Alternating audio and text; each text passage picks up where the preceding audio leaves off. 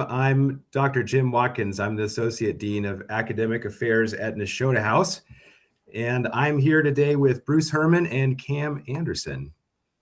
They are leading Tree of Life, an arts retreat at Nashotah House from June 15th to 19th. Cam is the Distinguished Fellow of the Arts at the Lumen Center, and Bruce is retired Lothlorien Distinguished Chair in Fine Arts at Gordon College. And I'm going to ask them some questions so we can learn a little bit more about this retreat. So Cam and Bruce, let's start with this question. What do you hope that participants will come away with from this retreat? Well, I want to zero in on the word retreat. I've been to Nashotah House many times, and I regard it as a sacred space. And so the first thing that comes to mind is just simply spending a week together in this sacred place on retreat, stepping away from all the demands that make us crazy day in and day out. And then on top of that, just looking forward to working with our hands, being in rich conversation with friends who are old and new. And I think, if we can do that together, I think we can leave spiritually refreshed. So, and maybe we'll have made a thing or two. So. Yeah, and I just jump in on that same note, Cam. I as a professional artist of, both of us more than a half century each, we're very accustomed to making things. On the other hand, this particular kind of gathering is while it's about making art, it's about entering into the silences, a contemplative mode of being, so that the art making itself becomes a form of prayer. And it's not a high intensity studio productivity emphasis as much as it is a time to come apart, come together, listen to one another, to the spirit, and let our making be guided by that sense of entering into the contemplative space. Yeah, I like that, Bruce. My sense is, and we've talked about this, folk who come and do this might go home with something in hand that they feel good about and they've made and want to hang on to, but the emphasis is going to be way less on creating that product or that piece of art and on the process that you're describing of learning and working and talking together and life on life. So a chance to learn new things and meet new people. That's a good way to frame it. It's not so much that it's only about process or only about product, but a sense of maybe a dethroning of product temporarily in order to amplify the possibilities of a process that's quieter in nature. For you, how do you plan to instruct the painting track, and what do you think participants will learn? Well, one of the things that I feel very strongly about, and Cam sort of began to sound this note, is that the best way of learning is dialogic, not monologic. In other words, it's conversational. It's about entering into relationship with the subject that you're taking on, in this case, the Tree of Life, as both symbol and physical reality, but conversation with one another and with the Holy Spirit. So my hope is, in my teaching approach, that I can foster that, encourage people, maybe clear away some of the obstacles for that kind of dialogical learning, where you're into. Martin Buber talks about the sense of meeting in the I-thou relationship versus, say, the I-it relationship, where you objectify everything and you think of the whole world and other people as your object. In this case, you try to let down your guard enough that you can actually receive what is there, the tree, the light, the texture. And then in terms of what my method of teaching, it's more encouraging and soft critique, I guess I'd say.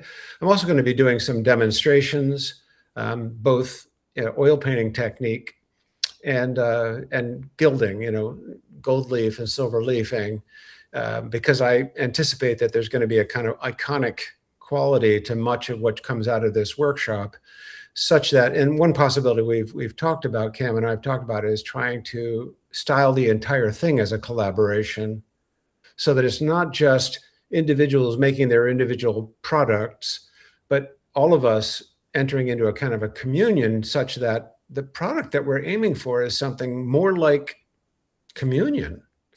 So, like in real practical terms, so we're going to be talking about trees, the tree of life, and that's going to be thematically interesting. It's already got me thinking about images and some sort of PowerPoint talk and conversation, But we're going to be at Nashotah House, and there are these huge, full-grown, mature trees everywhere on the property. So we're going to be working in 3 dimensions. So part of what I want us to do is start out by looking at these trees and recognizing there is not a thing called a generic tree, that they're all distinct forms. And then I'm imagining we're each going to have a little base that we're going to work on, and we're going to make some actual trees. And I'm imagining surveying the grounds and looking for some found objects we might incorporate, but maybe we'll run over to Home Depot and get some electrical wire or some cheap lumber, or I don't know. But we're going to do some sort of harvesting of materials and then build some kind of a tree. We're each going to have our tree, and then we're going to need to make some decisions about what kind of fruit we want to hang on it and what symbolically that might mean. So I have some process in mind here but starting with actually looking at these amazing trees on the property and letting them speak to us a little bit about their treeness, if you will. I hope that doesn't sound too bizarre. I mean, in the best kind of creation sense, but because there's a certain kind of thinking that happens, there's a certain kind of knowledge that's haptic that occurs when we work with our hands, right? And so it's in that process that I hope there's going to be some, especially for folk who aren't so used to working with their hands, a different kind of knowing that unfolds itself into all the other kinds of knowing that we do. So now you two have been friends for a long time. How does your friendship shape the way that you're approaching this retreat? Well, I mean, I just to continue on with what we were just talking about, and the word that I brought up is conversation. Often one of the things that people ask you when you're an artist, if you are making paintings or sculpture or whatever, is what have been your influences? That's the word that's often used when you think about a tradition that you might be operating out of, et cetera. But I like to think and actually believe that all of my artist friends, dead and living, influence me. But more than they influence me, they invite me into conversation. It's a form of intellectual and artistic hospitality that I think goes really, really deep when you're alive in the process of making, and you're not just trying to turn out prefabricated things. Cam, you said there is no generic tree on the property of Nashotah House, but the truth is there is no generic tree, period. God only makes one of a kind everything. I mean, you can find species of tree, but if you go into a birch forest, I challenge you to find 2 identical birch trees. You'll never find them. And that goes for humans too. I mean, we talk about twins, but twins are not identical. I've known many sets of so-called identical twins, and they're not identical at all. They're just more similar to each other than the rest of us. But so I think our friendship, Cam, has always come out of this deep sense of mutual submission, which I think is what real friendship is. And that yields fruitfulness for others. The friendship is actually pointed outward, side by side, rather than face to face all the time. So the conversation is invitational. It's not just the 2 of us enjoying each other, although we do that too. But it's really inviting others into that conversation. Yeah, I agree. And it's true. We've been friends for a long time, and deeply so. But we don't do the same kind of work. There's a lot of ideas that we care about and share in common, but I think we make out of different places. For instance, not all of Bruce's art, but a lot of Bruce's art deals explicitly with religious and Christian subjects, and I've really never made that kind of art, though all my work comes out of my devotion to Christ. And so we read some of the same things, but we don't read all the same things, and we've had very different life experiences. And so I think, doing this with Bruce feels like a lot of fun. I'm going to learn I'm always going to learn something from Bruce, and I will while we're together. I mean, we're just pilgrims on the way, but one of the things I deeply appreciate about my friendship with Bruce and others is he's just intensely devoted to following Jesus, and I am too. And we hold each other to that standard. We don't always live up to it, but we have a friendship as artists, but we have a spiritual friendship as well. And I guess I hope if people come and work with us for the week, they're going to feel welcomed into that and not, feel like they're just,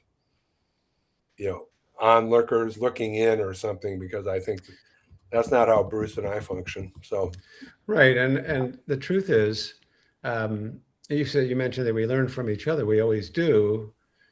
I'd say every time we get together, but being a student of Jesus essentially makes you a student of the author of life. And then, so that means everybody's a student. I mean, he's the master, he's the teacher.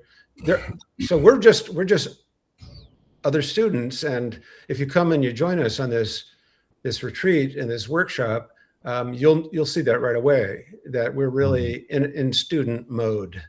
We're trying to discover as we do, make things. And, we've been maybe further along than some people that would come and join us. And, I've been painting for 53 years as a disciplined, serious artist. Right. And so there's something there. There's a lot of skill, a lot of knowledge, et cetera. But I often used to say to my students when I was actually teaching in studio classroom, just because I have all this experience and this knowledge and skill doesn't guarantee anything in terms of making a work of art. A work of art is always a gift, every single time, without exception. And so that's humbling. That makes you realize, you know what, I can't control this. Mm-hmm. Bruce has been venturing off into some new kinds of work here in the last year or so. Some of it, probably following him back to his earlier years as a graduate student and beyond. But it's just really fun to be traveling with a friend who dares to walk into the studio and make some paintings and ask these big questions like, what am I making right now, and why in the world am I making it? And I love that sort of back and forth. So yeah, there's a lifetime of making and learning and thinking, and I hope prayer and all that. But when you live in the creative space, you can't be sure what we might find ourselves into tomorrow. There might be some new things that'll come our way, and then we've got to respond to them. But I think everybody who comes is in some ways is in that place, right? Let's be responding to what's happening in the world and to what God's Spirit is doing. So, yeah, and I hope people come to this retreat with that sense of openness, that God's going to do something during that week and meet people in fresh ways. So maybe to wrap this up, then maybe each of you could give kind of like a short little, just sweet little elevator pitch, if you will, for why should someone come to the Tree of Life Arts Retreat? I mentioned Martin Buber. I'm just going to read something. This is from I and Thou. He says, I contemplate a tree. I can accept it, the tree, as a picture, as a rigid pillar in a flood of light, or splashes of green traversed by the gentleness of a blue silver ground like the sky. I can feel it as movement, the flowing veins around the sturdy, striving core, the sucking of the roots, the breathing of the leaves, the infinite commerce with earth and air, and the growing itself in its darkness. I can assign the tree to a species and observe it as an instance with an eye to its construction and way of life. I can overcome its uniqueness and form so rigorously that I recognize it only as an expression of the law. Those laws according to which a constant opposition of forces is continually adjusted, or those laws according to which the elements mix and separate. I can dissolve it into a number, into a pure relation between numbers, and eternalize it as a mathematical equation. Throughout all of this, the tree remains my object and has its place and time span, its kind and its condition. But it can also happen, if will and grace are joined, that as I contemplate the tree, I am drawn into a relation, and the tree ceases to be an it. The power of exclusiveness has seized me. This does not require me to forego any of those modes of contemplation. There's nothing that I must not see in order to see. There's no knowledge that I must forget. Rather is everything, picture and movement, species and instance, law and number, included and inseparably fused. Whatever belongs to the tree is included. Its form and its mechanics, its colors and its chemistry, its conversation with the elements and its conversation with the stars. All this in its entirety. The tree is no impression, no play of my imagination, no aspect of a mood. It confronts me bodily and has to deal with me as I must deal with it, only differently. So he's essentially saying, and this is what I want to sort of leave you with, is there is a way in which every single tree that's ever grown is an echo of that original tree, the tree from which all life proceeds. And that tree is Christ. I don't have a Buber quote to match Bruce's, but I don't need to, because it speaks for me too. I guess, Jim, the thing that I would add as a kind of side B to the side A that Bruce has just offered up from Buber is I'm really concerned about our culture right now and about how we're all doing. And I think if folk can figure out a way to steal away for a week, slow down, be quiet, maybe think about some higher and more important things for a while, let their souls rest, let their hands play a little bit, that I think it might be good for head, heart, soul, body, and maybe good for the communities that they go back to, right? So I'm really, really worried about the pace and the intensity and the violence and the cruelty of the kind of world that we're seeing right now. So, I mean, I think come to Nashotah House for a week, and not to run away from all that and hide, but to sort of repair your soul a little bit. And because, I mean, actually, when I think about coming and doing this with everyone else, I'm thinking about that for myself too. So get into the rhythm of prayer and meals and conversation at Nashotah just for a week. Yeah. Great. Well, that's great. Thank you so much, Bruce and Cam. And I'm really excited about this retreat in June. And if you're listening in and you're excited, go to nashotah.edu/events. You can find out a lot more information about the retreat and register there. So I think that ends our time. Again, thanks so much for sharing a little bit more about the retreat with us. And I look forward to seeing you both there and experiencing this with you. Thanks, Joe.